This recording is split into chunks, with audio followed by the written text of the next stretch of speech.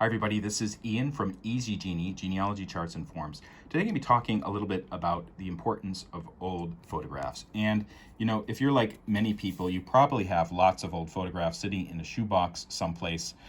Sometimes it's really hard to deal with them because you're not sure who is in the picture, and maybe there isn't much other information about it. Maybe you can't even remember where you got the photograph from. But photographs are actually gold mines of information, and they should be treated pretty carefully.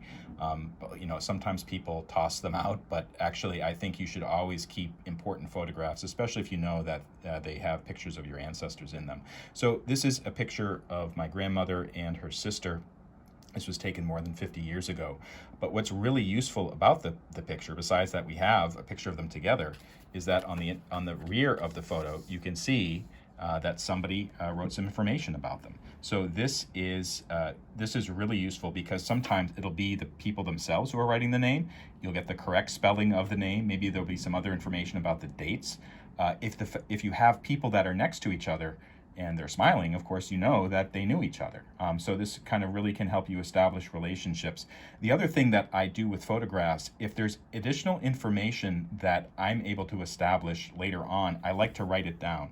And you can see that I've done that.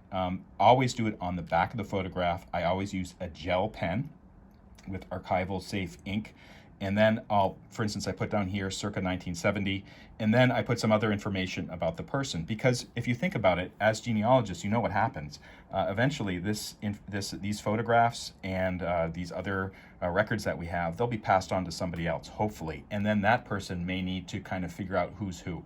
So you can help that person out in the future, your future descendant or a cousin or somebody else in your family, figure out who is who by putting some information, if you know it, and do it using the right type of pen and ink.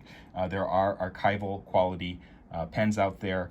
We actually sell some of these pens as accessories on the Easy Genie site, and these are very useful to have. So that's how you use the photograph. Sometimes once you have that information, if there's information on the back, we might put it on one of our family group sheets. For instance, my grandmother's name appears on this particular family group sheet. Sometimes the children, you can put it there. So this creates additional sources of information that you can either use for your own records or you can share with other people later on. Oftentimes we like to do a big chart like this. This is an 8-generation pedigree chart, and then we'll save that with relatives, or we'll post it on the wall, or we'll just keep it for our own reference. If you want to present it, of course, you can flatten it out, you can frame it, you can do things like that. This is Ian Lamont from Easy Genie signing off. Thank you so much for watching.